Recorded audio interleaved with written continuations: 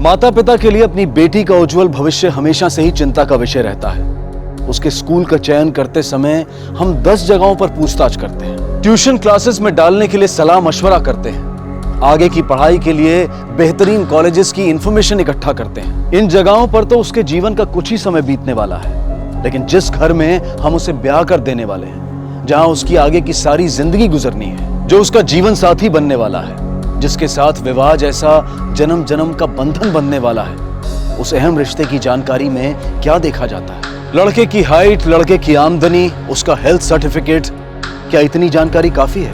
क्या हम इतना ही देखकर वो सब तो अनदेखा नहीं कर रहे हैं जो एक विवाहित जीवन को सफल बनाने की नींव होता है? कहीं ऊपरी चकाचौंध में आकर हम अपनी बेटी को अंधे कुएं में तो नहीं धकेल रहे? हमारी आज की कहानी भी एक ऐसी ही बेटी की है जिसकी जिंदगी में विवाह से ही शुरू हुई तबाही की दास्तां।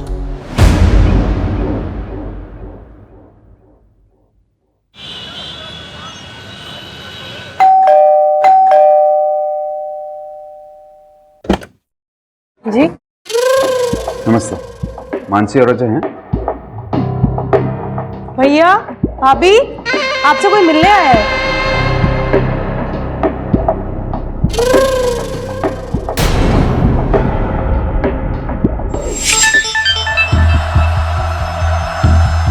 मेरे बिना कैसी लग रही है दूसरी सुहाग रात, अपनों पे सितम, गैरों पे करम, ये ठीक नहीं। सॉरी, मुझे लगा नहीं था कि सुहागरात इतनी लंबी होगी। क्या? आपको शादी की बहुत बहुत बधाई। वैसे कल रात को आपको अपने मोबाइल पे मेरा गिफ्ट तो आ ही गया होगा। अब से नो रिश्तेदार, नो फोन कॉल्स और नो चैटिंग, ओनली वाइफ। अब देखो, मेरे फोन ने भी हामी भर दी है।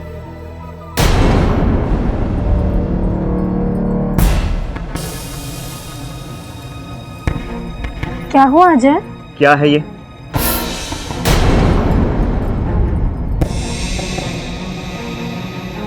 वो मैंने बताया था ना। वो क्या बताया था? अजय, मुझे भी नहीं मालूम था इस बारे में। नहीं पता था तो ये कहां से आया? अजय प्लीज समझने की कोशिश करो, प्लीज। अजय सुनो, अजय एक मिनट मेरी। अरे मानसी, तुमने इन्हें बताया नहीं मेरे बारे में?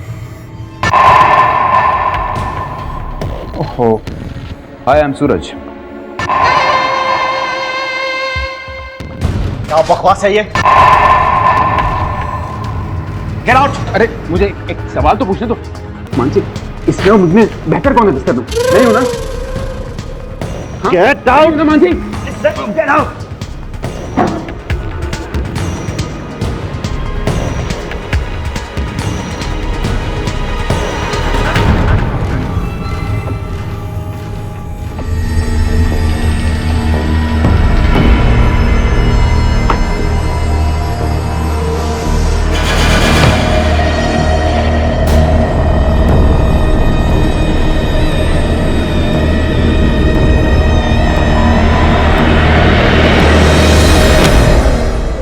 मेरा मतलब है तुम्हारी वाइफ का है, यहीं भूल गई थी, लौटा रहा हूं। यकीन नहीं होता तो पहना के चेक कर लेना।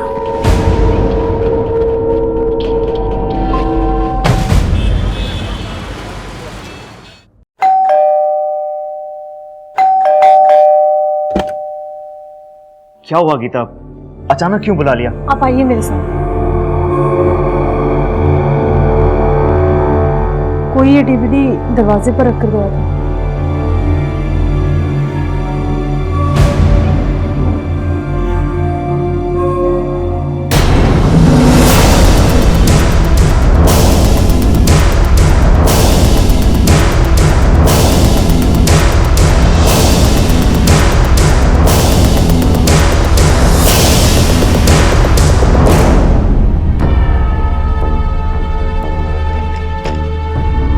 बस जानना चाहता था कि अपनी बीवी की खूबसूरती के बारे में आपका क्या ख्याल है।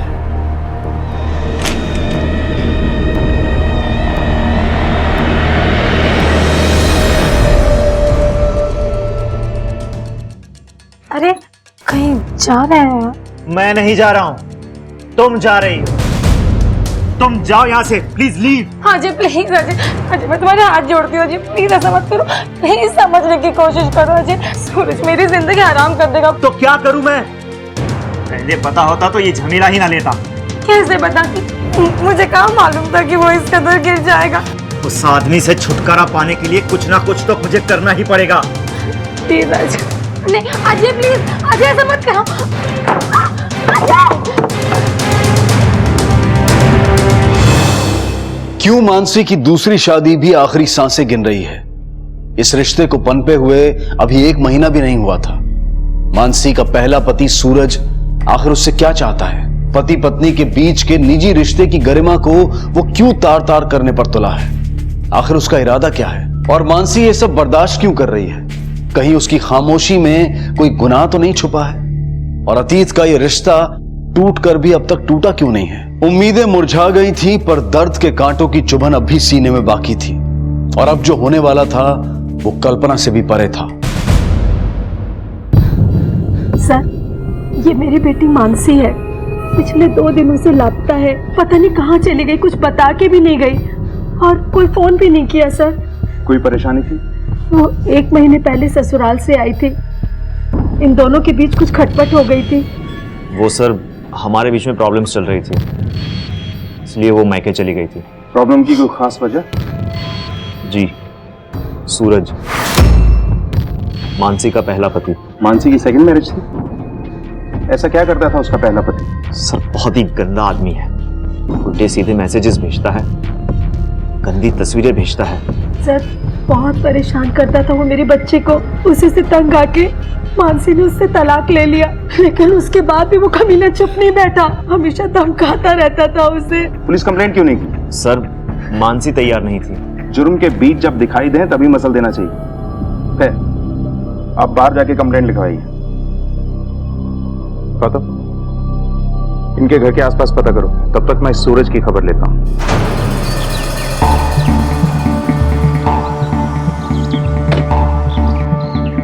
सूरज अवस्थी है? सूरज साहब और माँ जी और छोटी देवी कहीं गए हुए हैं और वो 2 दिनों से घर नहीं आए वापस। बड़े साहब और नैना देवी पुलिस स्टेशन गए हैं रिपोर्ट लिखवाने के लिए। ठीक है।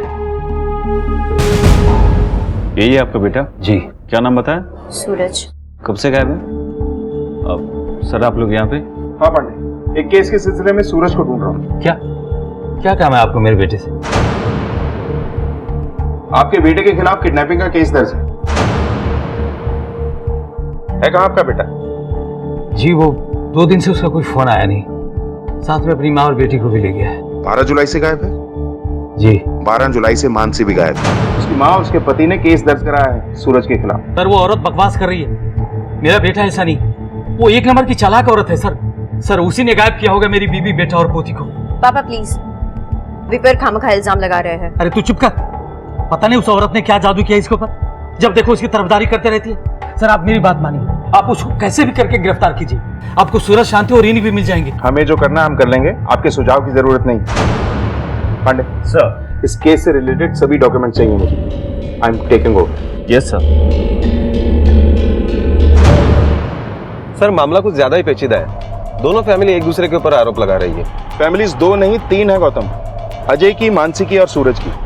सूरज और उसकी फैमिली के सेल रिकॉर्ड और उससे रिलेटेड सारी इंफॉर्मेशन पता करो, खास तौर पे सूरज के कैरेक्टर के बारे में। Yes sir. मानसी तो बहुत अच्छी लड़की है, उसके साथ ऐसा कौन कर सकता है?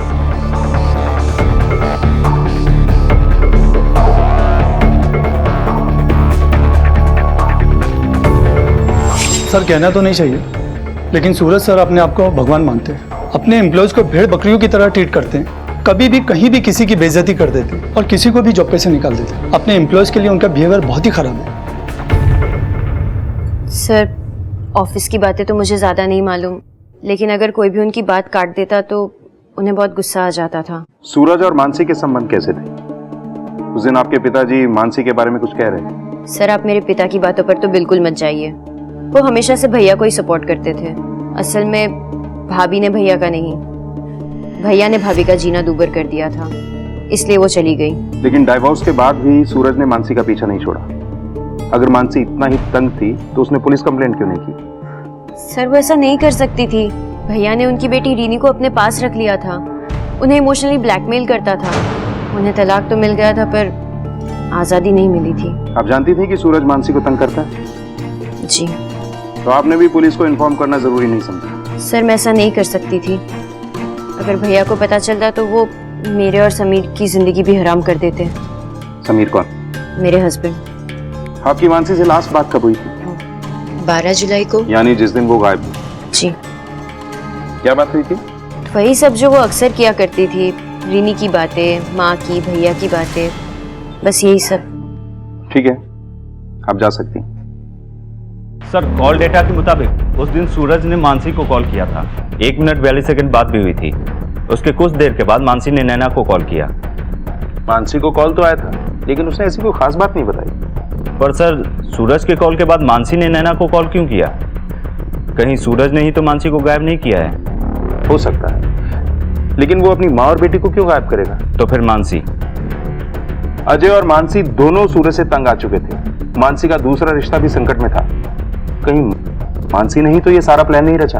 पर सर 3 लोगों को गायब करना अकेले मानसी के बूते की बात नहीं है। करेक्ट, लेकिन अजय के साथ मिलकर तो कर सकती है। वो वैशाली वाले मेहता जी का केस याद है ना? ऐसा ही हुआ था। शायद इस केस में भी हूबहू वही सब कुछ हुआ। सर अजय के कॉल रिकॉर्ड्स आ गए और सर ये नंबर देखिए। और एक अहम बात सर, सिक्योरिटी बताओ क्या हुआ था? सर वो अजय जी एक दिन ऑफिस में आए थे। ओह वेलकम। क्या कर रहे हैं? बस इतना बताने आया हूं कि मेरी बीवी की ब्रा पैंटी बांटना बंद करो और उससे दूर रहो, वरना अंजाम अच्छा नहीं होगा। इतना गुस्सा क्यों आ रहा है तुझे? हाँ? अबे बेवकूफ, तेरी बीवी के बारे में तेरी नॉलेज पढ़ा रहा हूँ। उसके साथ ब्रेकफास्ट, लंच, डिनर सब किया। एक स्वीट डिश थी वो। उसार हाँ? उसने ये कंप्लेन तो नहीं की बिस्तर में सूरज तुझसे ज्यादा बेटर है? हाँ? साले बहुत मुंह चलता है तेरा। अभी तेरा मुंह तोड़ता हूं। सिक्योरिटी! कहा यार सिक्योरिटी को क्यों बुलाता है? अगर हिम्मत है तो अकेले लड़। औकात क्या है? मेरे ऑफिस में आके मुझे धमकी दे रहा है। सूरज ये थप्पड़ तुझे बहुत महंगा पड़ेगा। निकाल। उठा के लेके आओ इस अजय को। ओके सर, चलो।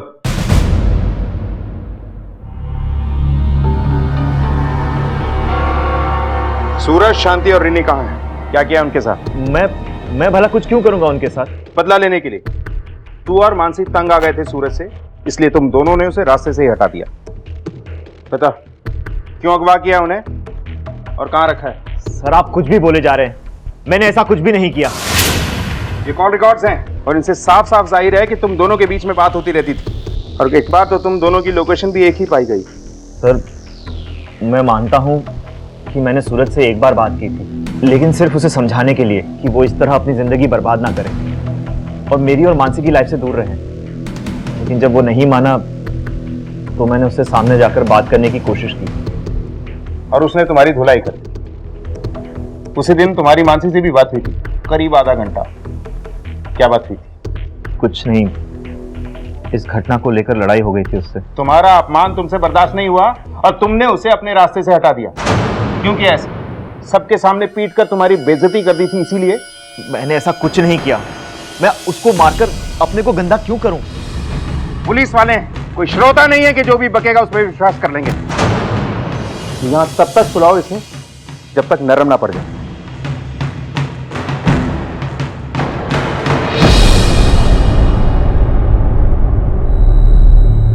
कहीं इस मानसी को भी तूने ही तो ठिकाने नहीं लगाया, या वो भी इस सब में शामिल है तेरे साथ?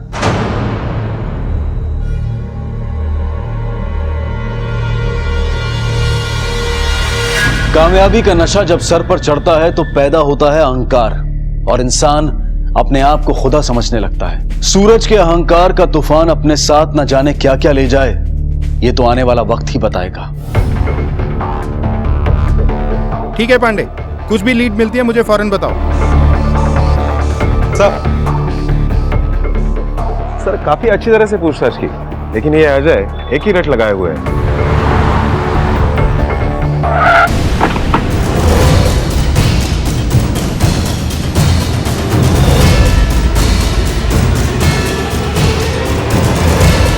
इंस्पेक्टर साहब ये मानसी।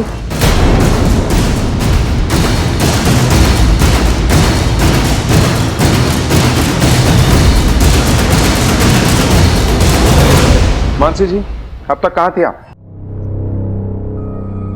मथुरा में अपने दोस्त के घर। बिन बताए, आपको अंदाजा भी है यहाँ क्या क्या हो रहा है? जी सर, आज माँ से फोन पे पता चला, इसीलिए तो यहाँ आई हूँ। वैसे अचानक गायब क्यों हो गई थी यहाँ? सूरज के डर से सर। सूरज के डर से? फिर तो आपको बहुत पहले भाग जाना चाहिए था।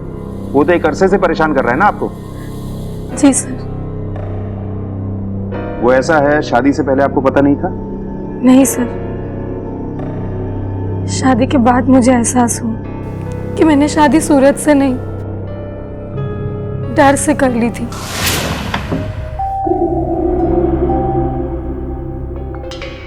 मानसी जी। ये लो, ये पहन लो, बहुत खूबसूरत लगोगे।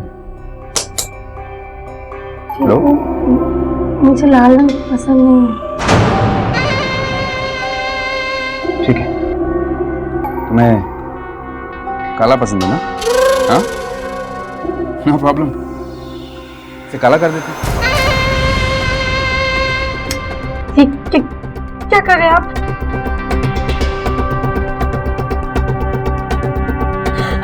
सर, वो अलग अलग तरीके से मुझे चोट देता था। कभी मेरे पीठ पर पेंटिंग बनाते वक्त ब्रश से दर्द देना, तो कभी घंटों घंटों मुझे पानी में खड़े रखना।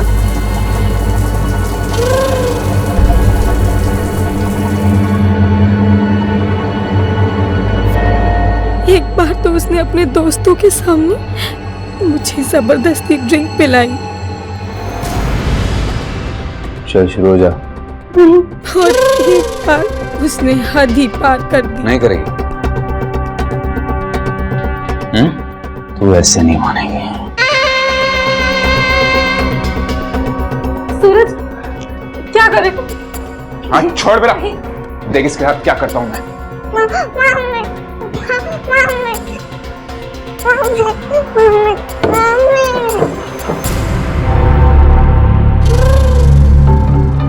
कहाँ है रिनी?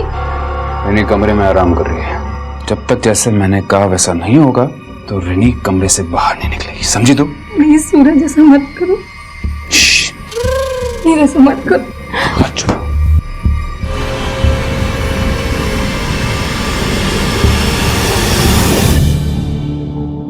चल चलो जा।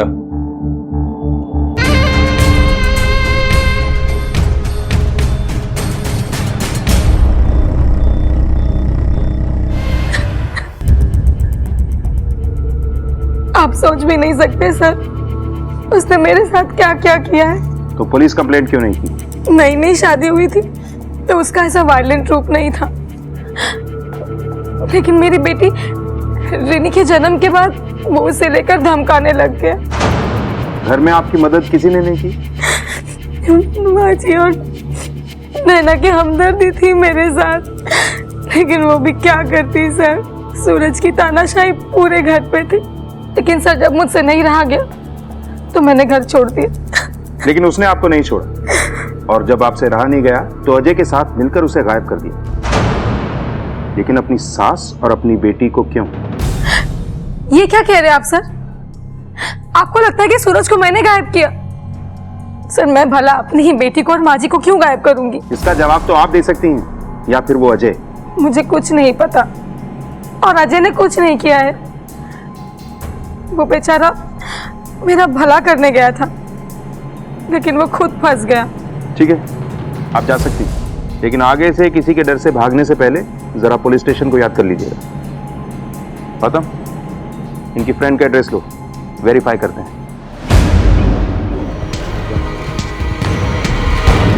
जी मैं एयर होस्टेस हूँ।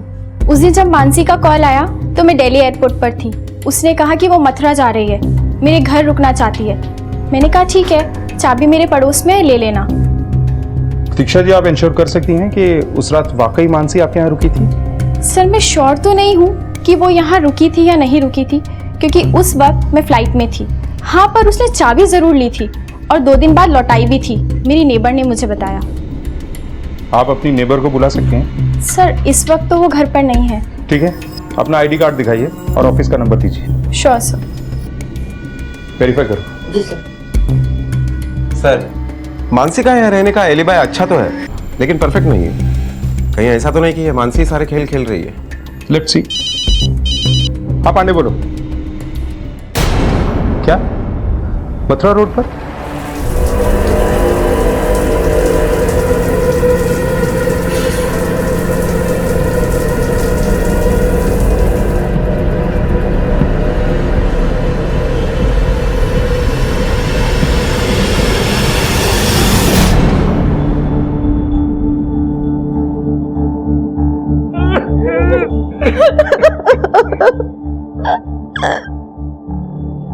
सर लेकिन कैसे हुआ ये? हम भी वही जानने की कोशिश कर रहे हैं।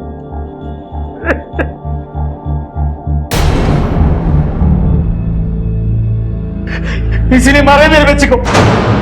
मैं तुझे छोड़ूंगा नहीं। पापा क्या कर रहे हैं आप? किसी कमीने ने मारा मेरे बेटे को। छोड़ के गई थी ना, अब क्या कर रही है?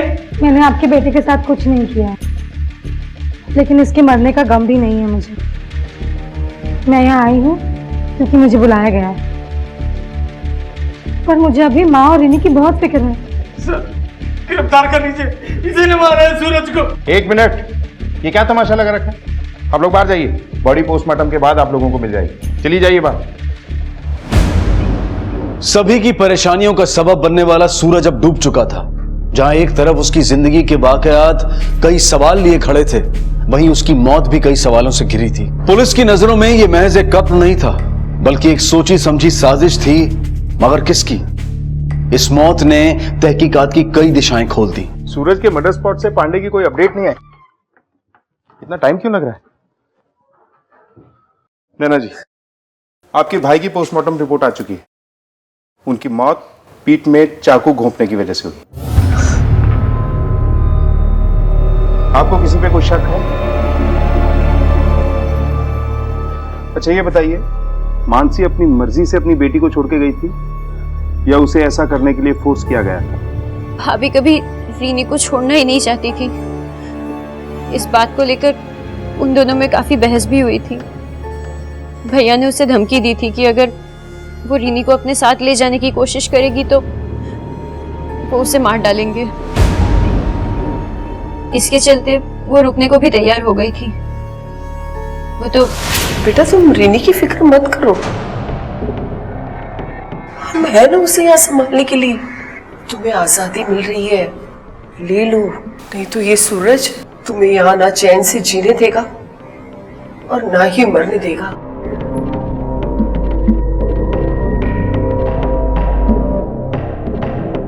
फिर माँ ने जाके भैया से भी बात की।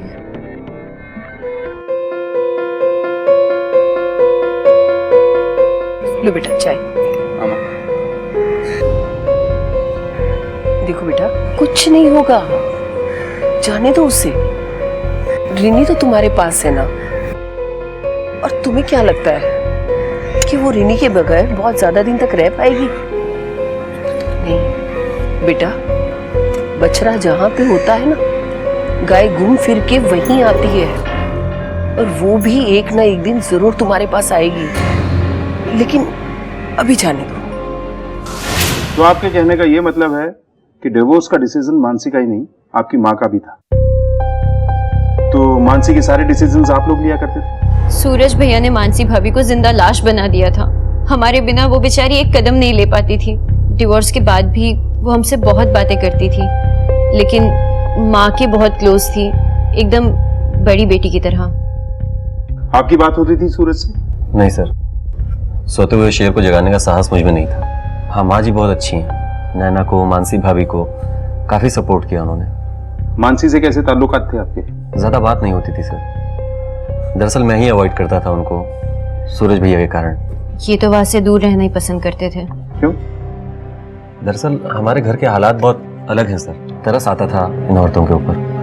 ठीक है, आप लोग जा सकते हैं। चलो गौतम, सूरज के मर्डर स्पॉट पे देखते हैं कॉम्बिंग ऑपरेशन कैसा चल रहा है।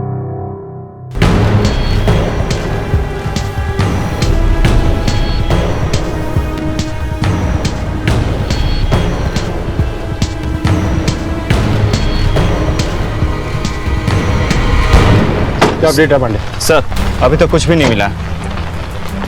अगर सूरज की मां की भी हत्या हुई है तो हत्यारे ने उनकी लाश को जरूर यहीं कहीं ठिकाने लगाया होगा। ध्यान से ढूंढो। यस सर, ऑलमोस्ट 5 किलोमीटर के रेडियस में हमने छान मारा है और अभी भी ढूंढ रहे हैं। पर सर ऐसा भी तो हो सकता है कि उनका मर्डर हुआ ही ना हो सकता है, लेकिन तुम ढूंढना जारी रखो। जैसे ही कुछ पता चले मुझे अपडेट करो। Yes sir. गौतम, पांडे की बात में दम है। हो सकता है सूरज के अलावा कोई दूसरा मरा ही ना हो। मतलब ये कि शांति जी अपने बेटे से भी ज्यादा अपनी बहू मानसी के क्लोज थी। वो उसे अपनी बड़ी बेटी मानती थी। अगर एक बेटा बेटी को तकलीफ पहुंचाए तो माँ किसका साथ देगी? बेटी का। राइट, लगता है यही हुआ है। पहले उन्होंने मानसी को अपने बेटे से छुटकारा दिलवाया, फिर उसकी बेटी विनी को छुटकारा दिलवाने के लिए कहीं मानसी के साथ मिलकर ही तो ये नहीं किया। Hello, what? ठीक है, हमारे क्या हुआ सर? रामपुर पुलिस स्टेशन को एक बॉडी मिली है जो मिसेस शांति से मैच करती है। हाँ जी, हाँ जी। बंद कर अपनी नाटक। तूने सूरज के साथ साथ शांति की भी जान ले ली, इसीलिए मारा है अपनी बेटी को और कहीं फेंक दिया है।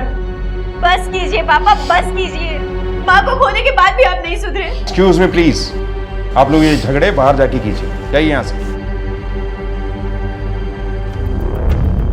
अब तक जो पॉसिबिलिटीज हमने देखी हैं उसमें अगर अजय और मानसी ने ये मर्डर किया है तो भी वो शांति को क्यों मारेंगे? कोई मोटिव ही नहीं। सर ऐसा भी हो सकता है कि रिन्नी के मुद्दे पर माँ और बेटे में झगड़ा हुआ होगा और फिर बेटे ने माँ को मार डाला और बाद में मानसी ने और अजय ने मिलकर सूरज को मारा होगा। ये तो पोस्टमार्टम के बाद ही पता चलेगा कि पहले कौन मरा है।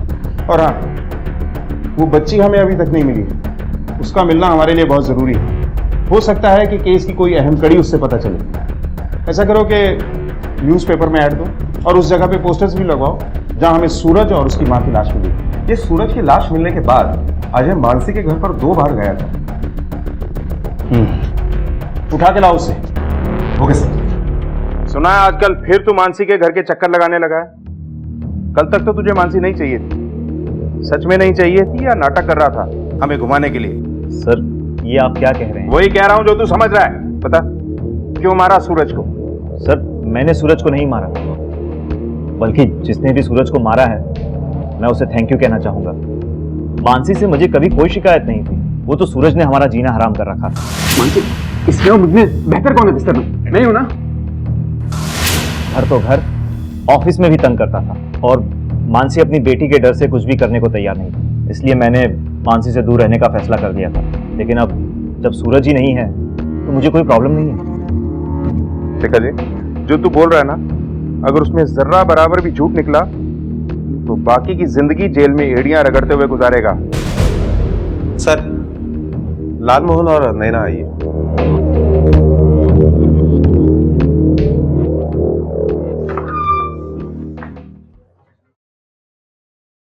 लालमोहन जी, आपकी नजर में ऐसा कोई है जिसे आपके बेटे और आपकी बीवी की मौत से कोई फायदा हो?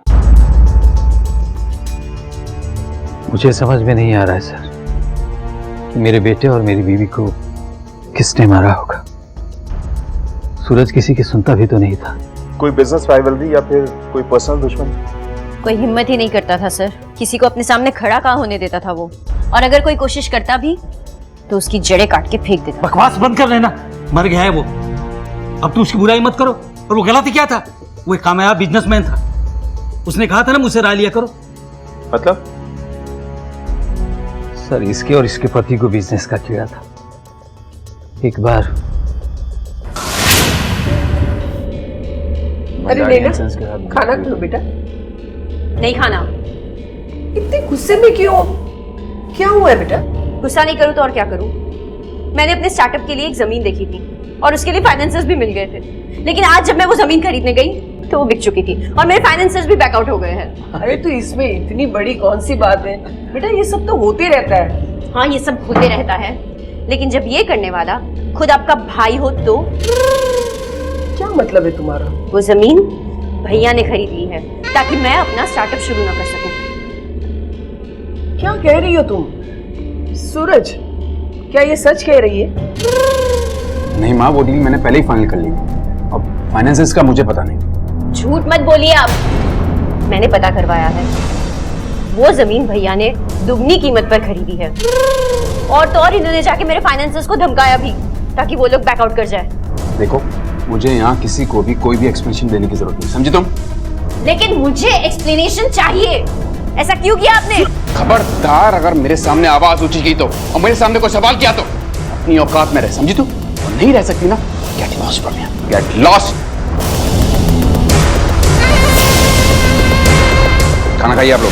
फिर क्या हुआ? फिर क्या सर, आज तक किसी की चली है उसके सामने, इनकी भी कहाँ चलती है, इनको भी सुना देता था वो। ठीक है, आप लोग जा सकते। सर, पोस्टमार्टम रिपोर्ट आ गई है। शांति की मौत गला दबाने से ही हुई है। सूरज के मौत के आसपास ही शांति की मौत हुई है। गौतम, इस नैना पे नजर रखो। लेकिन सर, ये नैना अपनी माँ को क्यों मारेगी? ये शुरू से ही कुछ ज्यादा ही शुगर कोटेड है। Okay sir. तहकीकात के सिरे उलझते जा रहे थे, शक के दायरे फैलते जा रहे थे, लेकिन पुलिस के हाथ अब तक कोई ठोस सबूत नहीं लगा था। पुलिस की आखिरी उम्मीद थी रिनी पर क्या वो जिंदा है? और अगर है तो कहां है?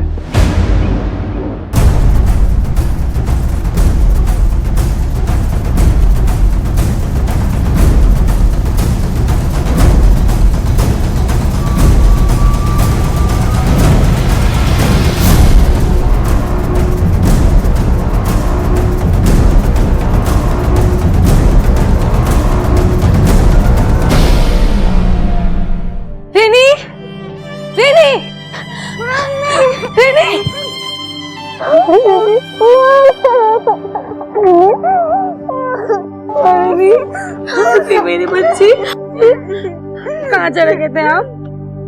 अब ठीक हो? मामा को छोड़ के कहाँ चले गए थे आप? सर, जिस तरीके से ये बच्ची मानसी को लिपट रही है, मुझे नहीं लगता कि इस कत्ल में मानसी का कोई हाथ होगा, वरना ये बच्ची काफी डरी हुई होती। बच्ची काफी डरी हुई है, कुछ भी बोल नहीं पा रही। आप कोशिश कीजिए, शायद कुछ बोल पाए। रिनी बेटा, बेटा अंकल कुछ पूछ रहे हैं ना, बताओ उन्हें क्या हुआ, डरो नहीं। रिनी, अच्छा, आप अपनी फ्रेंड के घर कितने बजे पहुंची? करीबन रात 8 बजे। 8 बजे? लेकिन सूरज तो अपनी माँ और बेटी को लेकर 12 बजे निकल गया था। फिर ये 8 घंटों में क्या हुआ? मुझे नहीं पता सर, मैं बहुत टेंशन में थी, मैं यहाँ वहाँ भटक रही थी, मुझे कुछ समझ में नहीं आ रहा था।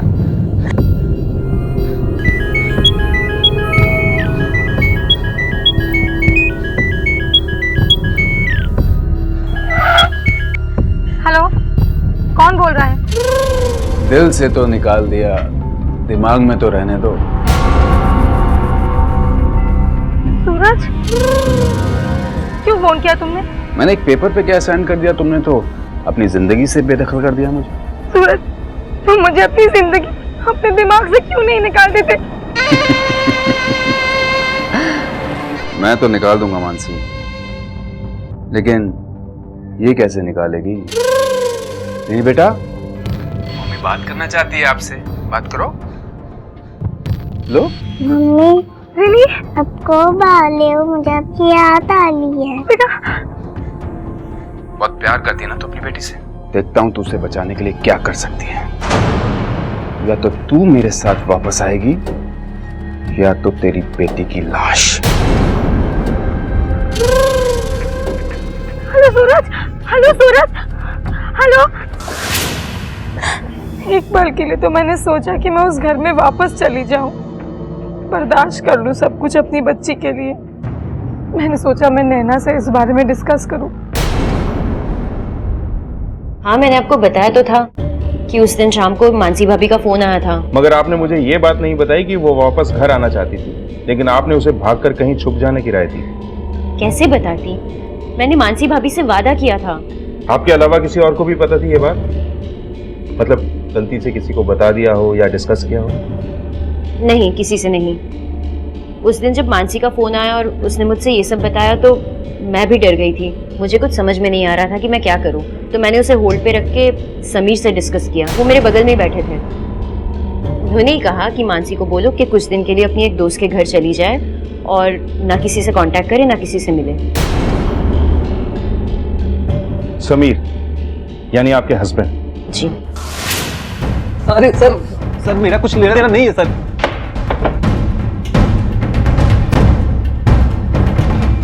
सर ये मुझे फंसाने की साजिश है। मेरा कोई हाथ नहीं इसमें सर, मेरा कोई लेना देना नहीं है इससे। जरा लड़की को लेके आओ।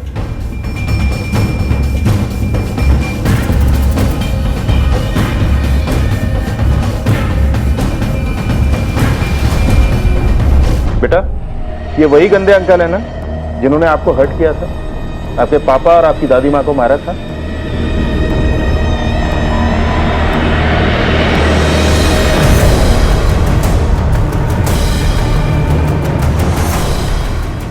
अरे सर बच्ची का क्या भरोसा सर। आप बच्ची को लेके जाओ। अरे सर वो बच्ची सर कुछ भी बोल रही है। तुम इतने चालाक तो निकले कि तुमने अपना फोन बंद रखा, लेकिन वो नंबर जो तुमने अपने ऑफिस के पियोन के नाम पर लिया था उसने हमें तुम्हारे दरवाजे पर खड़ा कर दिया। उस दिन तुम्हारी लोकेशन सूरज के साथ ही थी। तुम सूरज के साथ ही थे, यही नहीं तुम्हारी उससे फोन पे बात भी हुई थी।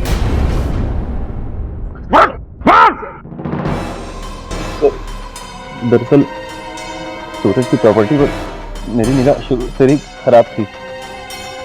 एक छोटा सा बिजनेस खड़ा करना चाहता था सर, लेकिन मैं जानता था कि सूरज कभी ऐसा होने नहीं देगा। एक बार नैना के थ्रू भी मैंने स्टार्टअप की कोशिश की थी, लेकिन उसने सब चौपट कर दिया। मेरे रिश्तेदारों के सामने भी कई बार उसने मेरा अपमान किया, तब भी मैं चुप रहा, कुछ नहीं कहा। लेकिन जब मुझे पता चला कि सूरज मानसी को जबरदस्ती वापस लाने वाला है और मानसी भी भागने वाली है, तो मुझे मौका मिल गया। हाँ सूरज भाई, खबर एकदम पक्की है। मानसी ने खुद नैना को फोन करके ये बताया था कि वो कहाँ छुपी हुई है। आप ऐसा करो, आप मुझे मथुरा रोड मिलो, मैं आपको लेके चलता हूँ। और सूरज भाई एक बात और, नैना से ना कुछ डिस्कस मत करना, वो मुझे सुनाती रहेगी। वैसे भी आपका चापलूसी कहती है वो मुझे। ठीक है, आता हूँ। पर वो बेवकूफ था, अकेले नहीं आया, माँ जी को और रीनी को साथ मिलाया। उसको लग रहा था कि रीनी के सहारे वो मानसी को और अच्छे से ब्लैकमेल कर लेगा। मथुरा का सफर लंबा था, इसलिए माँ जी को ले लिया उसने। फिर हम उसकी गाड़ी में बैठ के निकल गए और मैंने सुनसान जगह देखकर टॉयलेट के बहाने गाड़ी रुकवाई।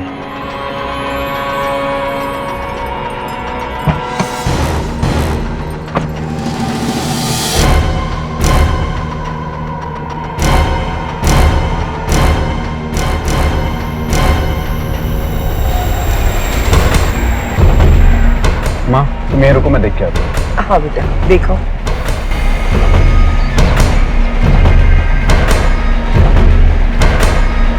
समीर, समीर कहाँ है यार? समीर देर हो रही है, माँ और बच्ची इंतजार कर रहे हैं। समीर एक मजाक मत कर, बाहर आ। समीर, समीर यार देर हो रही, कहाँ है समीर?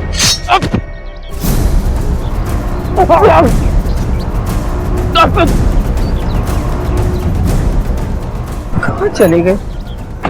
दिख ही नहीं रहे दोनों। सूरज बेटा,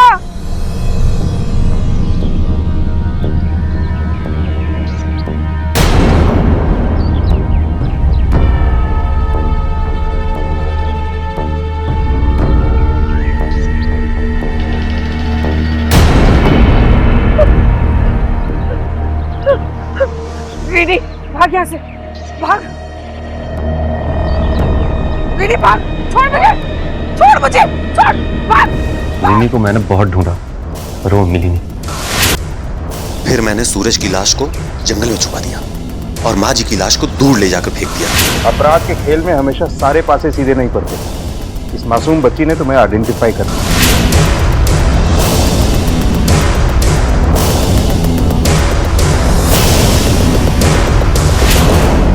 कार को कहाँ ठिकाने लगाया? वहीं आगे मुझे तालाब मिला, मैंने कार को उसी में डुबा दिया। नफरत हो या लालच, जब ये जुर्म की राह पे निकलता है ना तो अंजाम बस एक ही होता है, तबाही।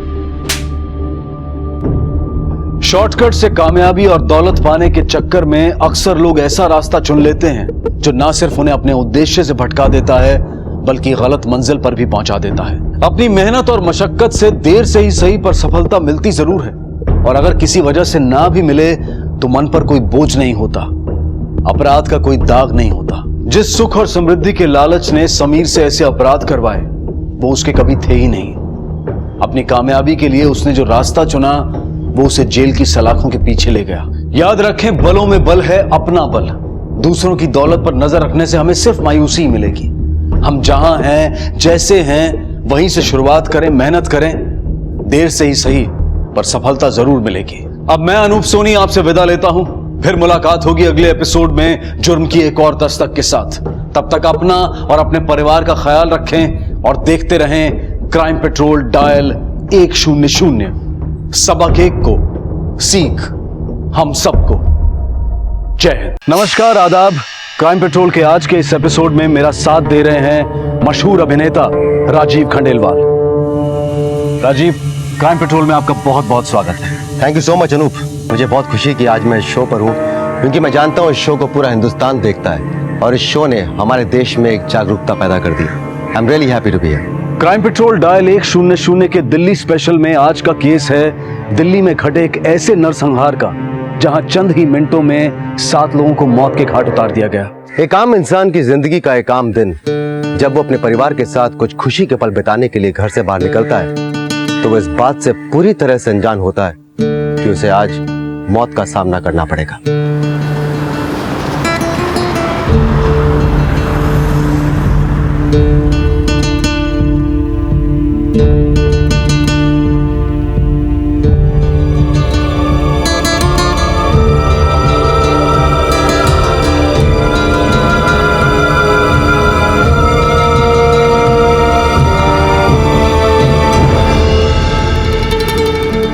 यहाँ का खाना तो जेपी रोड के ढाबों से भी अच्छा है। तुम ही हमेशा जेपी रोड करते रहते हो, कभी नई जगह ट्राई नहीं करते, हमेशा एक ही जगह जाके बोर करते रहते हैं हमें। पापा हमें बोर नहीं करेंगे, हमें फन फूड विलेज लेकर जाएंगे, है ना पापा? बिल्कुल, वहीं जाने के लिए तो निकले हैं। चलो चलो जल्दी फिनिश करो जल्दी।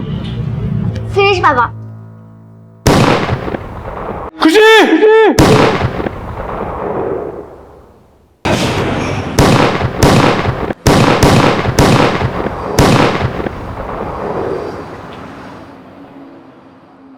कुछ ही पलों में रविन का हंसता खेलता परिवार मौत की आगोश में चला गया।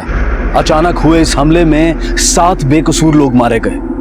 कौन थे ये हमलावर और मरने वालों का क्या कसूर था?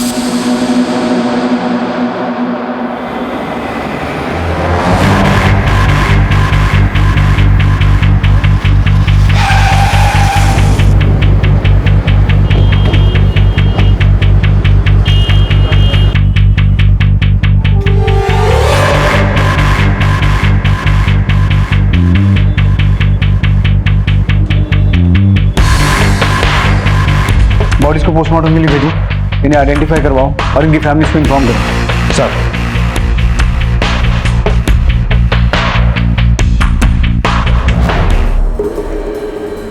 एम्बुलेंस बुलाओ जल्दी, जिंदा है। सर। हेलो हेलो, कुछ बता सकते हो किसने अटैक किया था? 3 लड़के थे बाइक पे, क्रिकेट यूनिफॉर्म में। हॉस्पिटल लेके जाओ, सेव हिम क्विक। किलर्स 3 लड़के थे, क्रिकेट यूनिफॉर्म में, बाइक पे आए थे। आरटीओ बोथ, बीट चौकी, हर जगह अलर्ट भेजो, क्विक। सर।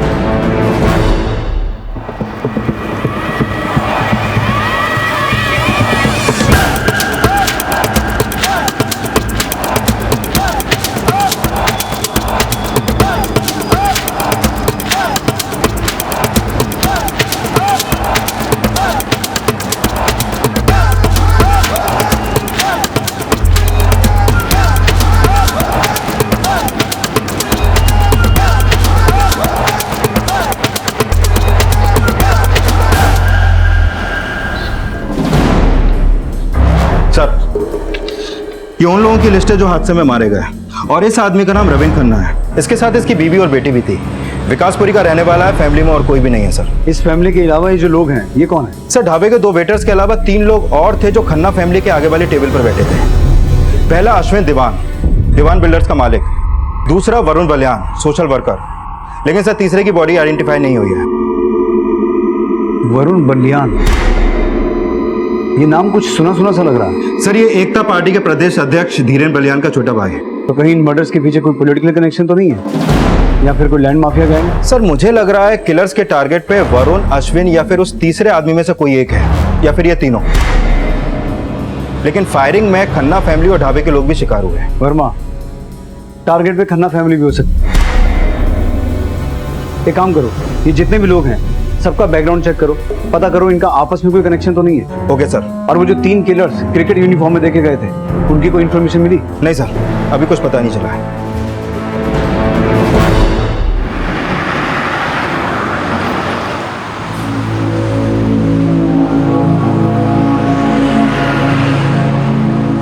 पवन तनय संकट हरन मंगल मूर्ति रूप, राम लखन सीता सहित हृदय बसौ सुरभूप। रे बोलो रामचंद्र की जय। रे भाई जय तो बोल दो। जय। सूरज ये थरा यार तो जमा पड़ा है। अरे बोलो तो भैया, अभी छोरे को ठर्रा पिला के गरम कर दे। अच्छा लदिघाटे। अरे सुबह हंसता खेलता निकला था, वो अब नहीं रहा। ये सुनकर धक्का सा लग रहा है। आप पहचानते हैं इसे? ये कौन है और इन तीनों का आपस में क्या कनेक्शन है? मुझे नहीं पता ये कौन है। और अश्विन दीवान? देखिए वरुण तो समाज सेवक था, एक एनजीओ चलाता था, रोजाना कई लोगों से मिलना जुलना था उसका। मुझे पता नहीं ये दोनों उस वक्त वरुण के साथ क्यों थे। हमें पता चला है कि किलर्स 3 लड़के थे क्रिकेट यूनिफॉर्म में। तो आपको क्या लगता है वरुण के एनजीओ में ऐसा कोई है? नहीं, वरुण के एनजीओ में ऐसा कोई नहीं हो सकता। वरुण लाला अमरनाथ कॉलेज का ट्रस्टी था। तो उस कॉलेज का कोई स्टूडेंट जिसकी वरुण से कोई दुश्मनी हो? दुश्मनी तो बलराम यादव निकालना चाहता था वरुण से। बलराम यादव शक्ति पार्टी वाले? हाँ जी। क्यों? वो वरुण के एनजीओ ने पिछले साल जल विभाग में जो धांधली हुई थी, बलराम यादव ने जो की थी उसका पर्दाफाश किया था। तब से बलराम यादव की आंखों का कांटा बन गया था वरुण।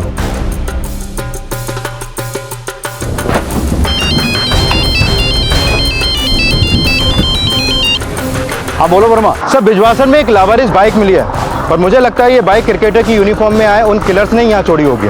बिजवासन? इसका मतलब है उन्होंने किसी और व्हीकल से बॉर्डर क्रॉस किया होगा।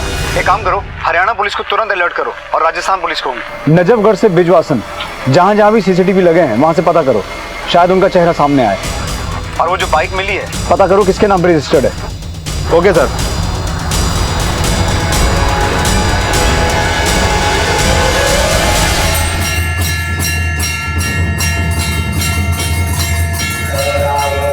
सिर्फ श्रद्धालु लोग रुकते हैं यहाँ पे, छिपड़ेंगे वास्ते इससे अच्छी जगह ना मिलेगी। और वैसे भी अगला सिग्नल मिलने तक हमको यहीं रुकना है। चलो। रावत साहब, जल विभाग स्कैम में हाईकोर्ट ने तो मुझे 2 महीने पहले ही क्लीन चिट दे दी, लेकिन हो सकता है वरुण से अभी भी कोई रंजिश। धीरेन आपको गुमराह कर रहा है। वो मुझे बदनाम करने के बहाने ढूंढते रहता है, इसलिए अपने भाई का मर्डर भी वो मुझसे जोड़ रहा है। सच तो ये है कि स्कैम का फेक वीडियो भी धीरेन बलियान का ही षड्यंत्र था। वरुण तो सिर्फ एक मोहरा था। तो क्या लगता है आपको वरुण बलियान का मर्डर किसने करवाया है? देखिए, मैं आपको गुमराह करना नहीं चाहता, पर इतना जरूर कहूंगा कि धीरेन न तो जनता का है न तो अपने भाई का। सर मैंने लाला अमरनाथ कॉलेज में पूछताछ की, लेकिन ऐसा कोई स्ट्रॉन्ग लीड नहीं मिला जिससे इस कॉलेज के किसी भी स्टूडेंट पर शक किया जा सके। वरुण बलियान और अश्विन दीवान, इनके कॉल रिकॉर्ड्स क्या बताते हैं?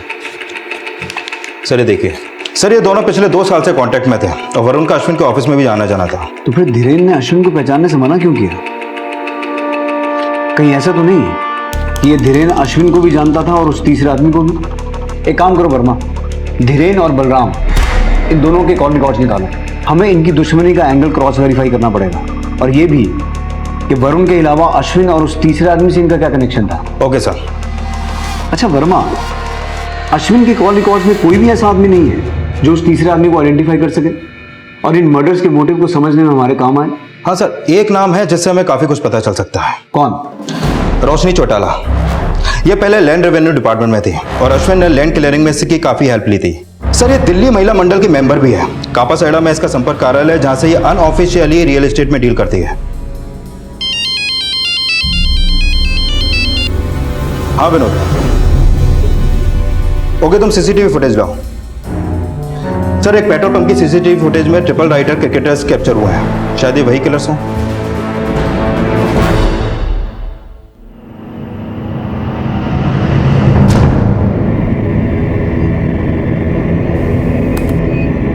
सर यही तीनों लड़के हैं। पेट्रोल पंप वाले बोल रहे थे ये बहुत जल्दबाजी में थे। साहब वो लोग लाइन तोड़कर आगे आ गए थे। अरे लाइन में आओ। अबे डालेगा तू एक किल्ली। चल एक चल डाल, जल्दी डाल।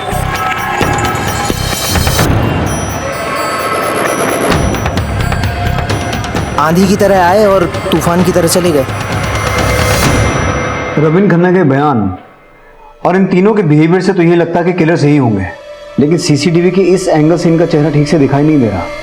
सर मैंने पेट्रोल पंप वाले से इनका हुलिया जानने की कोशिश की। उन्होंने कैप और चश्मा पहन रखा था, इसलिए वो पहचान नहीं सका। लेकिन उसका कहना था कि उनकी यूनिफॉर्म बिल्कुल नहीं थी, जैसे शोरूम से वो पहन के निकले हो।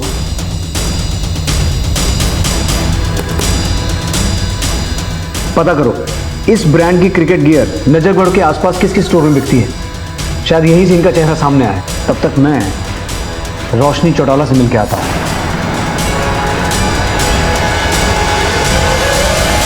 क्या अग्रवाल साहब, 20 करोड़ की एग्रीकल्चर लैंड खरीद के 50 करोड़ की इंडस्ट्री लगाएंगे और लैंड क्लियरिंग के लिए 40 लाख भी नहीं दे सकते? हद करते हो। लेकिन 40 थोड़ा ज्यादा है, थोड़ा कुछ कम। ज्यादा दोगे तभी तो जादू होगा।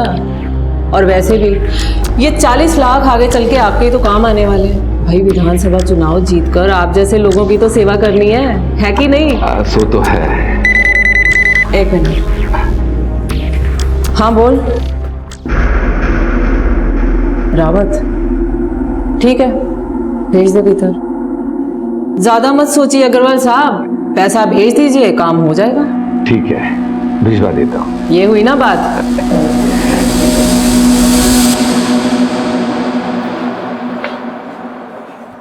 आइए आइए रावत साहब बैठिए, चाय कॉफी कुछ। Thank you. नजफगढ़ के पास पंजाबी तड़का ढाबे में हुए शूट आउट के बारे में आपसे कुछ बात करनी थी। पता चला मुझे भी, बहुत बुरा हुआ। मैं तो खुद मृतकों के परिवार वालों से मिलने जाने वाली थी। तो आपको फिर ये भी पता होगा कि मरने वालों में एक अश्विन दीवान भी था, और हमें पता चला है कि आपसे उसका काफी मिलना जुलना था। हाँ, जब लैंड रेवेन्यू डिपार्टमेंट में थी मैं, तब ये लैंड क्लियरिंग के सिलसिले में रजिस्ट्रार ऑफिस में आना जाना लगा रहता था उसका। और वरुण बलियान? वो नेताजी का भाई जी, उससे कभी परिचय हुआ नहीं मेरा। और ये इसे पहचानती हैं आप? नहीं तो। रोशनी जी, हमें लगता है कि ये फायरिंग अश्विन दीवान, वरुण बलियान और इस तीसरे आदमी को मारने के लिए हुई है। क्या लगता है आपको, ये काम कौन करवा सकता है? और किसी का तो पता नहीं, लेकिन ये अश्विन दीवान का माधव गोयल के साथ एक पंगा था। माधव गोयल?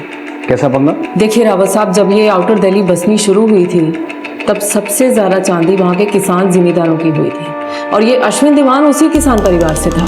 लेकिन इसके बाप दादा ने माधव गोयल से कर्जा लेके रखा था, इसीलिए वो जमीन की power of attorney Madhav Goyal के नाम पर थी। तो जब ये अश्विन की विधवा माँ की मौत हुई तो माधव गोयल ने वो जमीन किसी इंडस्ट्रियलिस्ट को बेच दी थी, और फिर अश्विन गोयल ने उसी जमीन पर अपना क्लेम कर दिया। फैसला किसान के हक में गया। इसी के चलते ये माधव गोयल का करोड़ों कमाने का जो सपना था, धराशायी हो गया था, और ये अश्विन दीवान उसी जमीन के पैसों से मोटा बिल्डर बन गया था। माधव इसी बात को लेके खार खाता था अश्विन से। माधव गोयल रहता कहाँ है? जनकपुरी में कोठी है इसकी।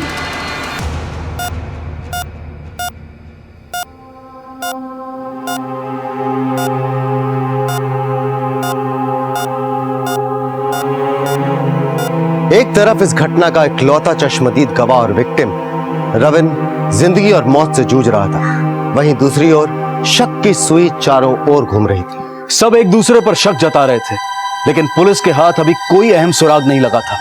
7 लोगों को बेरहमी से मौत के घाट उतारने वाले वो 3 लोग अब भी पुलिस की गिरफ्त से बहुत दूर थे। लेकिन इसी दौरान पुलिस के हाथ उन 3 बाइक सवार हमलावरों के बारे में एक क्लू लगा।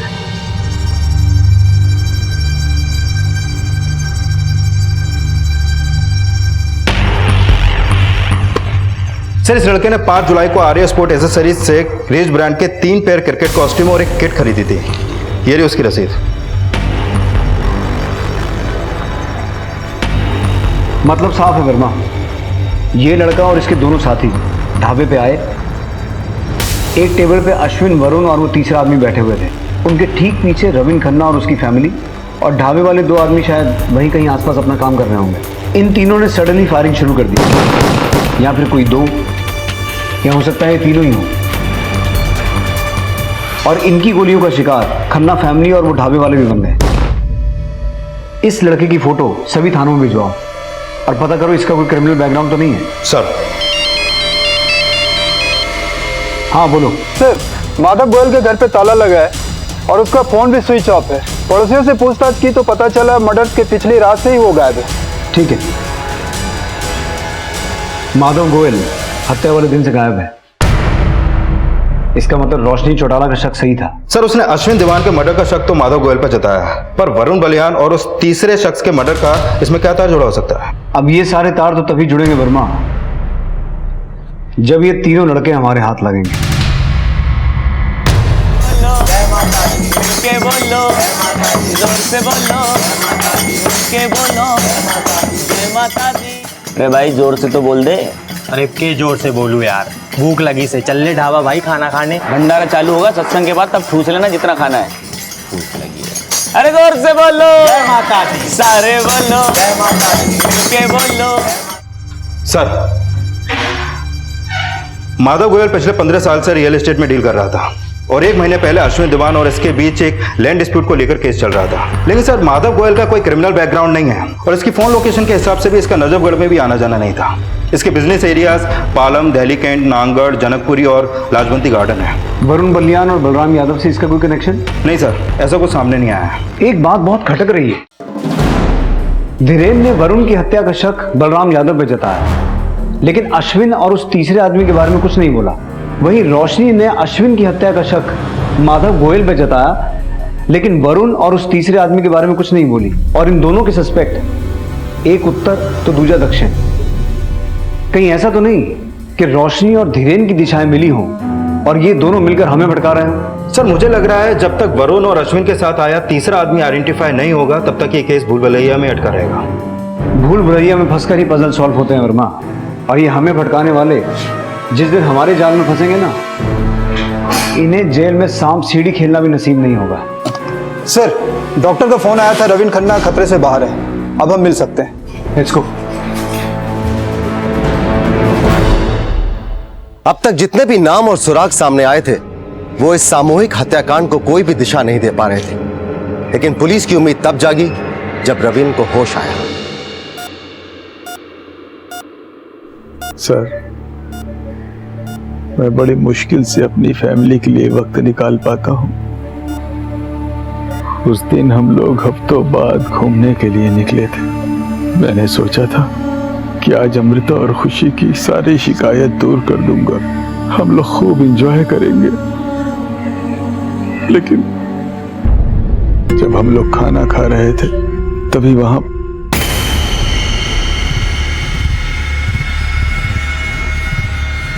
तीनों ने क्रिकेट यूनिफॉर्म पहन रखी थी। उनमें से एक ने आकर हमारे सामने वाले टेबल पर किसी का नाम पूछा। अश्विन दीवान? मैं हूं। तू कौन?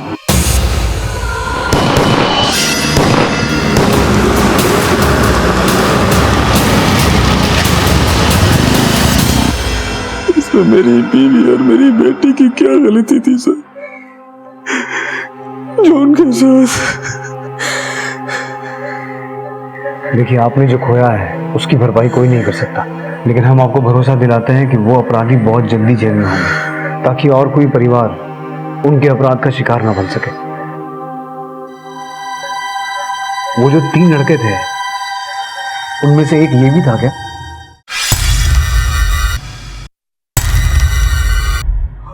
हाँ सर, ये था। जो और 2 लड़के इसके साथ थे, आप हमारे स्केच आर्टिस्ट को उनका हुलिया बता सकते हैं? सर मैंने उन लोग को देखा तो था, लेकिन मुझे उनका चेहरा ठीक से याद नहीं है। लेकिन हाँ, उसके बारे में बता सकता हूँ, जो टेबल के पास आया था। रविन खन्ना के बयान के मुताबिक किलर्स ने पहले अश्विन को आइडेंटिफाई किया और फिर फायरिंग शुरू की। इसका मतलब है कि वो कॉन्ट्रैक्ट किलर्स थे जिनके टारगेट पे अश्विन था, और हत्या से ठीक 1 दिन पहले माधव गोयल का गायब हो जाना। इससे तो यही थ्योरी सामने आती है वर्मा, कि माधव गोयल ने ही उन किलर्स को हायर किया था। लेकिन सर, क्रिमिनल्स डेटा में इस लड़के का कोई क्रिमिनल रिकॉर्ड नहीं है जिसने क्रिकेट यूनिफॉर्म खरीदी थी, और जिस बाइक से वो आए थे वो चोरी की थी। जैसे ही दूसरे लड़के का स्केच तैयार हो, उसकी हिस्ट्री निकालो, शायद उसी से कुछ सामने आएगा। सर, मुझे लगता है इन किलर्स तक पहुंचने के लिए हमें मीडिया की हेल्प लेनी चाहिए। एक काम करो, एक प्रेस नोट जारी करो। Okay sir. नजफगढ़ के पंजाबी तड़का ढाबे में हुए शूट आउट में एक बड़ा खुलासा। पुलिस से प्राप्त सूचना के आधार पर फायरिंग करने वाले 3 शूटर में से पुलिस ने एक शूटर को आइडेंटिफाई कर लिया है। ये वही शूटर है जो उस दिन शूटर के साथ था। अगर इसके बारे में आपके पास कोई भी सूचना हो तो आप पुलिस हेल्पलाइन नंबर पर संपर्क करें। हेल्पलाइन नंबर है 18000। सूत्रों के हवाले से ये खबर मिली है कि इस हत्याकांड में किलर्स के टारगेट पे दीवान बिल्डर्स के मालिक अश्विन दीवान थे, जिसके साथ एकता पार्टी के प्रदेश अध्यक्ष धीरेन बलियान का छोटा भाई वरुण बलियान भी था। ऐसा माना जा रहा है इस हत्याकांड के पीछे बिजनेसमैन माधव गोयल का हाथ है, जो हत्या वाले दिन से फरार है।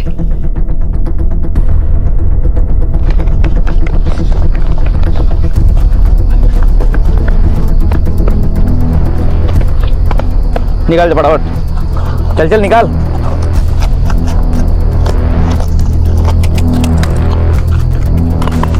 चल जल्दी। सर, ये हिस्ट्री शीटर है, सूरज नाम है इसका, हिसार का रहने वाला है। सर, इसकी पहचान होते वो क्रिकेट यूनिफॉर्म खरीदने वाले की पहचान हो गई। प्रमोद नाम है उसका, और सूरज के गांव का है।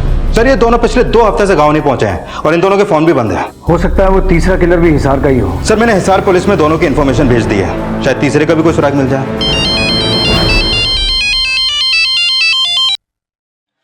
हेलो, माधव गोयल बोल रहा हूँ। माधव गोयल, कहाँ हो? दर दर की ठोकरें खा रहे हो रावत साहब। तो पुलिस स्टेशन आ जाओ, तुम्हें मालपुए खिलाएंगे। जरूर आ जाता रावत साहब, लेकिन मुझे फरार अपराधी बताकर आपने खुद ही मेरे पांव बांध दिए हैं। रावत साहब, ये रोशनी चौटाला 1 नंबर की झूठी औरत है।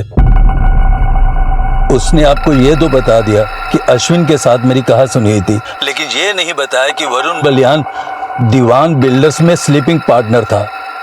उन दोनों ने मुझे मिलकर चीट किया और उनकी मदद की इस रोशनी ने। तो तुम ये कहना चाहते हो कि ये मर्डर्स तुमने नहीं करवाए? बिल्कुल नहीं। अब प्रताप लहरी को ढूंढिए, वो भी गायब है। कौन प्रताप लहरी?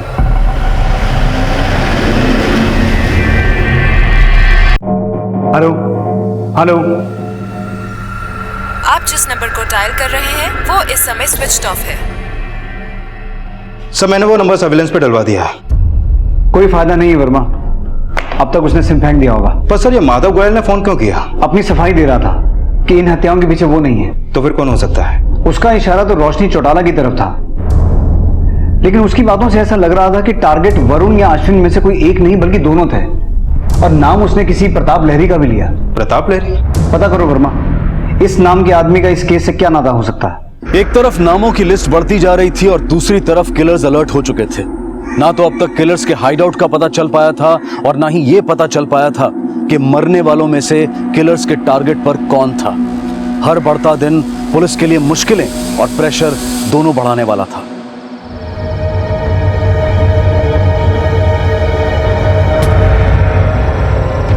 काका।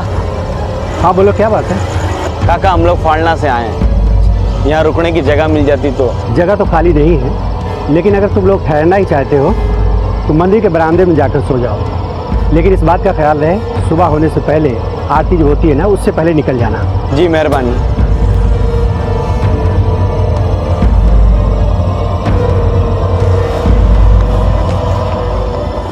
बहुत बहुत बधाई रोशनी भाई। अरे धन्यवाद धन्यवाद अग्रवाल साहब, बधाई तो आप मुझे उस दिन दीजिएगा जिस दिन विधानसभा का टिकट मिल जाएगा। अरे ये महिला मंडल की अध्यक्ष तो वैसे भी मुझे ही बनना था। रोशनी जी, आपके बधाई समारोह में खलल डालना चाहता हूँ। आपसे कुछ पूछताछ करनी है। पूजा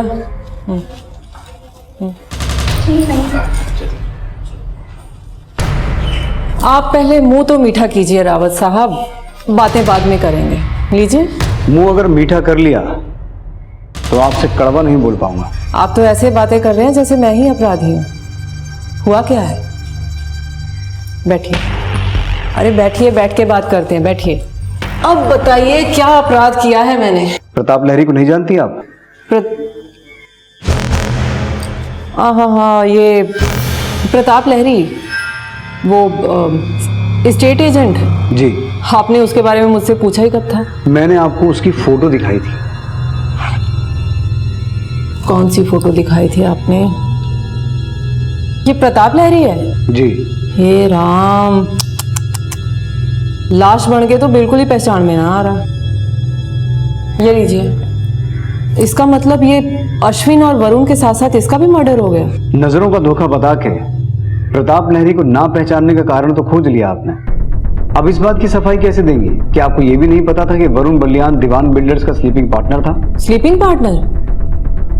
मैं इस बारे में कुछ भी नहीं जानती। तो अब आप ये भी कहेंगे कि वरुण बलियान का उस जमीन में कोई शेयर ही नहीं था, जो जमीन आपने माधव गोयल से छीनकर उन दोनों को दिलवाई थी और जिसके बदले में आपने मोटी कमीशन भी खाई थी। कड़वा भी बड़ा मीठा बनकर बोलते हैं आप रावत साहब। आपसे आपकी उम्र नहीं, कमाई पूछ रहा हूं। क्राइम ब्रांच वाले हैं आप। लोगों की उम्र तो उनका डेटा निकाल के पता कर ही लेते हैं। मेरी कमाई भी पता कर लीजिए। जाइए। चलिए, तय रहा। अगली बार सब कुछ पता करके ही मिलेंगे। रोशनी के बर्ताव में आए बदलाव ने पुलिस को चौंका दिया था। वहीं माधव गोयल की बातों ने भी रोशनी पर शक जताया था। यही वजह थी कि पुलिस रोशनी पर शक करने के लिए मजबूर हो गई।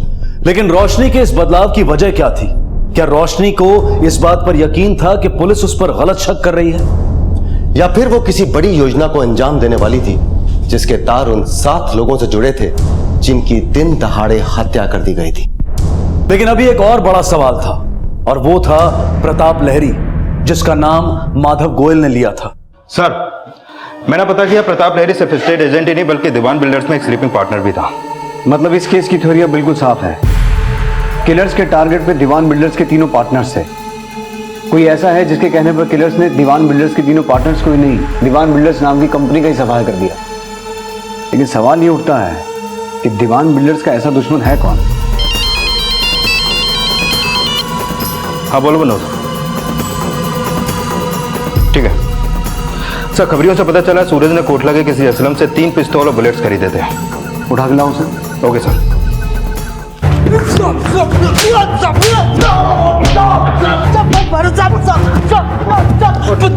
मैं बताता हूँ साहब, मैं बताता हूँ। हाँ साहब, मैंने इस सूरज को हथियार बेचे थे। कब बेचे थे? 2 हफ्ते पहले। उसको मेरा नंबर कहाँ से मिला मुझे नहीं पता, बस उसने पैसे दिए और मैंने उसे हथियार बेच दिए। किस नंबर से फोन किया था?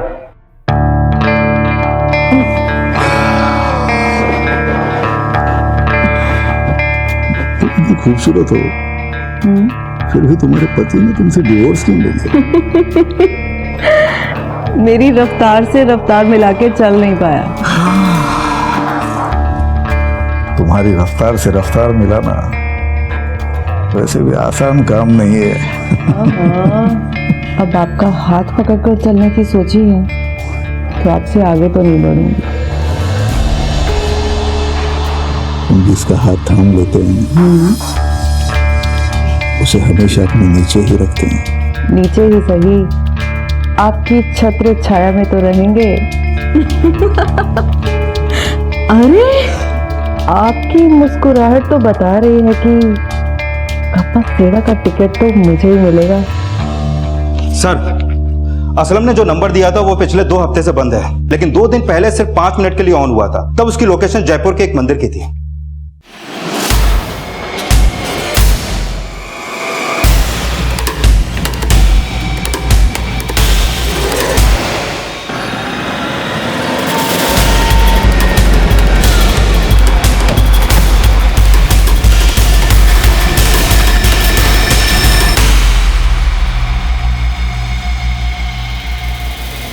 अरे बोलो, अरे उससे बोलो, अरे बोलो।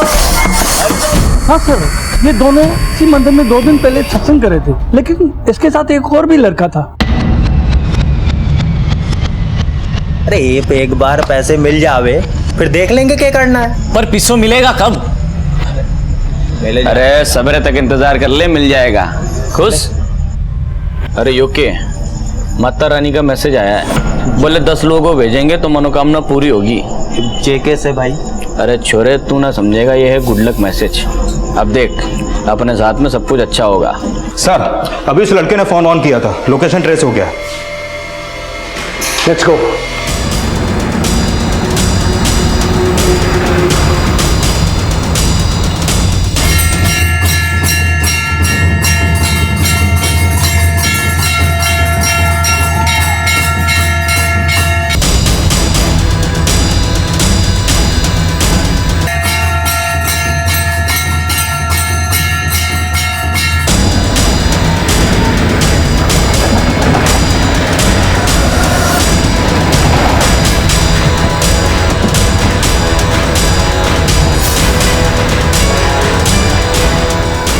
उन लोगों के पास गन्स हैं, लेकिन मंदिर है, जब तक मैं न कहूं तो गोली नहीं चलाएगा। सर,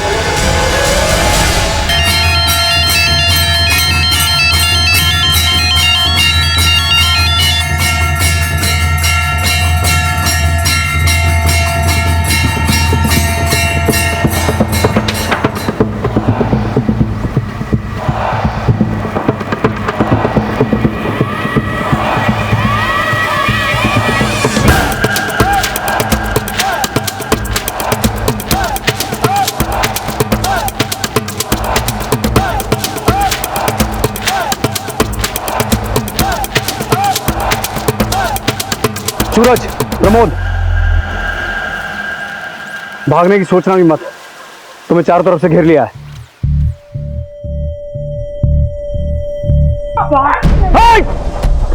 बी केयरफुल, उनके पास बंदूकें हैं।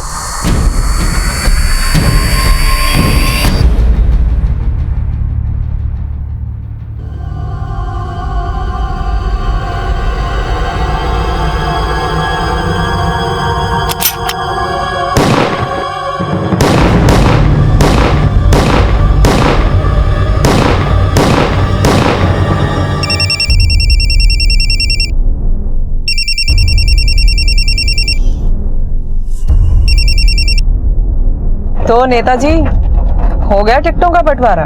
अभी बात नहीं कर सकता, बिजी हूँ। आप जैसे गिरगिटों को ना रोज अपनी उंगलियों पे नचाती हूँ मैं। फोन रख, आज के बाद फोन मत करना। फोन तो अब आप खुद करेंगे नेताजी, मेरा एक मैसेज मिलने की देर है बस।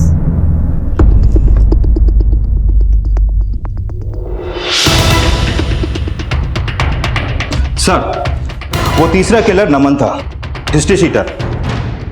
अभी 1 महीने पहले ही वो जेल से पेरोल पे छूटा है। ये तीनों का लीडर था और इसने ही सूरज से असलम को कॉल करवाया था। उस नंबर के कॉल रिकॉर्ड से पता चला कि ये लगातार एक नंबर से टच में था। किसका नंबर है? सर, उसकी डिटेल मैंने मंगवाई है, फिलहाल वो नंबर बंद है। जब से एनकाउंटर हुआ है, एक बात बहुत खटक रही है। जब मंदिर में उन तीनों को सरेंडर करने को कहा गया तो वो तीनों गाड़ी के पीछे छुप गए, झुककर। फिर उनकी तरफ से फायर हुआ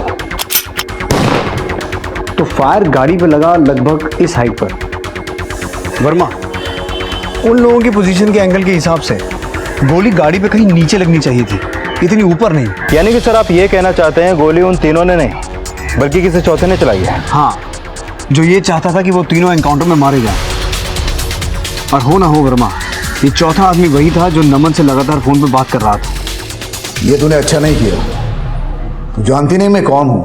जानती हो ना, आपकी ताकत का अच्छी तरह से अंदाजा है मुझे। इसीलिए तो नेताजी आपकी नस पकड़ी है मैंने। नेताजी मैं अच्छी तरह से जानती हूँ, आप बहुत इज्जतदार हैं। पर क्या है ना, मैंने भी तो आपको अपनी इज्जत सौंपी है ना?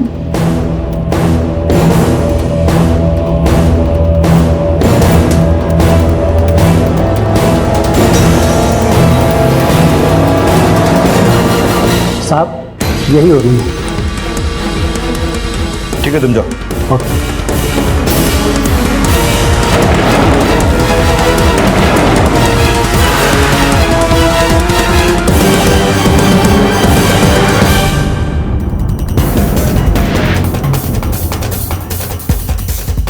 ये मेरी खुशकिस्मती है कि पार्टी आला कमान ने मुझे इस काबिल समझा।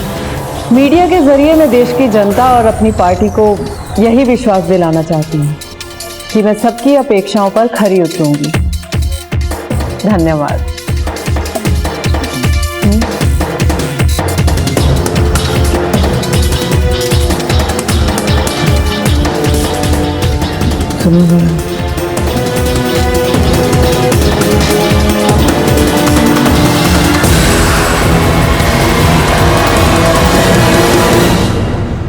नहीं, देखो तुम्हें टिकट चाहिए थी, वो दे दी। अब और कुछ नहीं कर सकता। मदद तो तुम्हें करनी पड़ेगी मेरी, वरना तुम जानते हो मैं क्या कर सकती हूँ तुम्हारे साथ, जानते हो तुम। अब कुछ नहीं कर पाओगी। तुम्हारा भाई विक्रम गिरफ्तार हो गया है और तुम्हारा भी पर्दाफाश हो गया है। ये क्या कह रहे हैं आप? तुम्हारे खिलाफ अरेस्ट वारंट है हमारे पास, रोशनी चौटाला। वैसे तो तेरी जबान बड़ी तेज चलती थी, आज अगर ताला लगाएगी तो ताला तोड़ना पड़ेगा। मैंने ही मारा है तीनों को। कमीनों ने धोखा दिया था मुझे। ये माधव गोयल की डील को इलीगल साबित करने के लिए एड़ी चोटी का जोर लगा दिया था मैंने।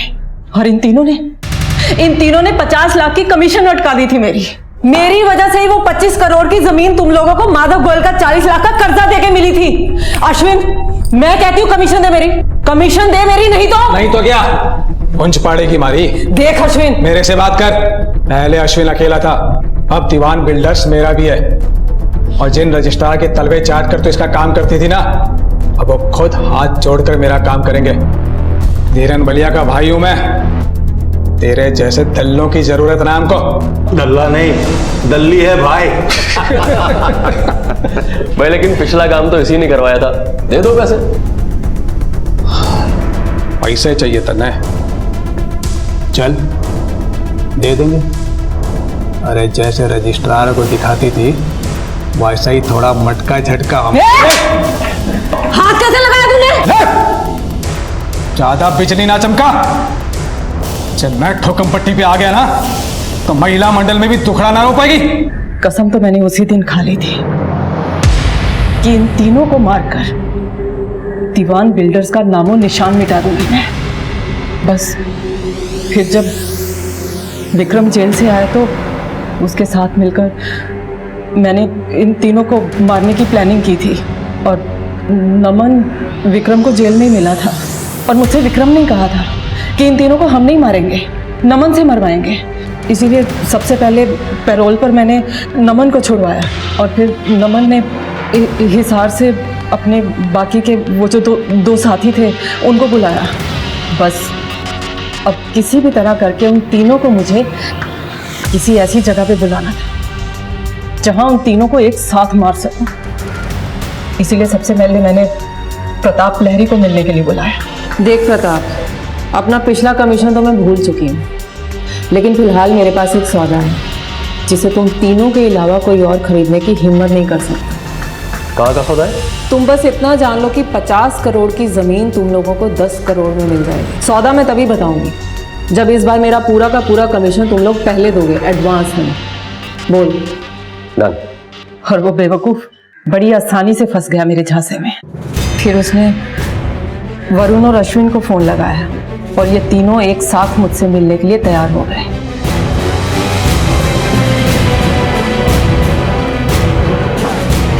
अश्विन दीवान? मैं हूं।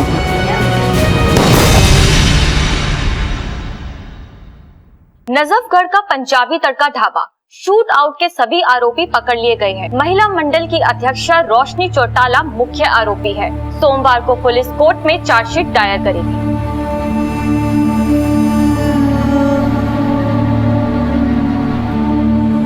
हमारे देश में इंडियन आर्म्स एक्ट के अंतर्गत गन पॉलिसी बहुत स्ट्रिक्ट है, लेकिन अभी भी ऐसे कई राज्य हैं जहां पर इन जानलेवा हथियारों की खुलेआम खरीद फरोख्त होती है। हमारी सरकार से ये गुजारिश है कि वो गन पॉलिसी को और भी स्ट्रिक्ट बनाए, ताकि किसी और बेकसूर को अपनी जान न खोनी पड़े, वरना वो दिन दूर नहीं जब हमारे देश का हाल भी पश्चिम देशों की तरह होगा।